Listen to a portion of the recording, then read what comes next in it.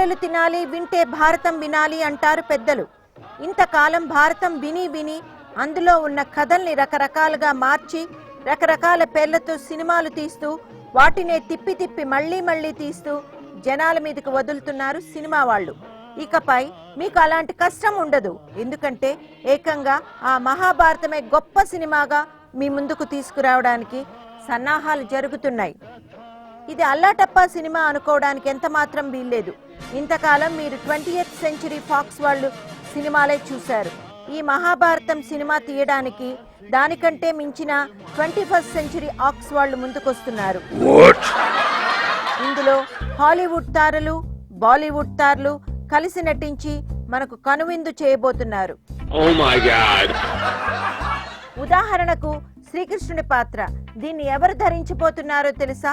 Machine impossible series లో మీ అభిమానాన్ని సంపాదించుకున్న biggest Hollywood star Tom cruise.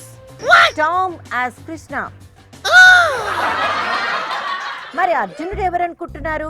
వేషానికి తగినట్లు లావ్ అవుతూ సన్నబడుతూ తన దేహాన్ని నానా తిప్పులు పెట్టే బాలీవుడ్ హీరో ఆమిర్ ఖాన్. దుర్యోధనుడు మహాభారతంలో చాలా ముఖ్యుడు కదా, అందుకే ఆ పాత్రను టెర్మినేటర్ ఫేమ్ ఆర్నాల్డ్ పోషించబోతున్నారు.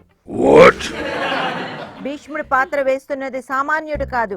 ఎంతో కాలంగా ఎన్నో వేషాలు వేసినా, ఎన్ని అవార్డులు గెలుచుకున్నా ఇంకా నేను వేయాల్సిన వేషాలు చాలా ఉన్నాయని ఎప్పుడూ చెప్పే బాలీవుడ్ సూపర్ స్టార్ అమితాబ్ బచ్చన్.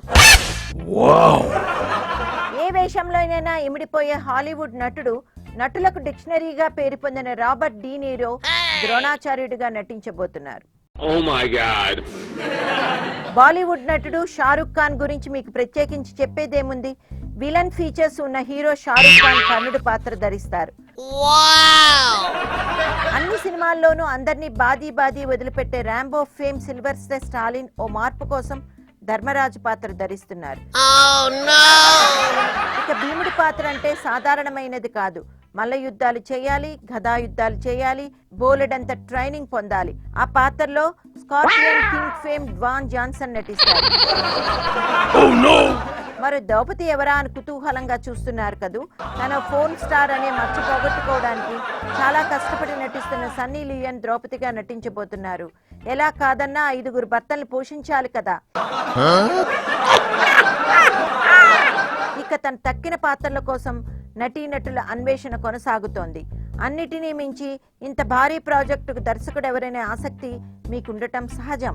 నిర్మాతలు 21st సెంచరీ ఆక్స్ వారు ఈ సినిమాను డైరెక్ట్ చేయవలసిందిగా దాసరి నారాయణరావు గారిని కోరుతున్నట్లు తెలుస్తోంది. ఎందుకంటే మహాభారతమే తన ఆఖరి చిత్రం అవబోతోందని ఇటీవలే ఆయన ప్రకటించారు.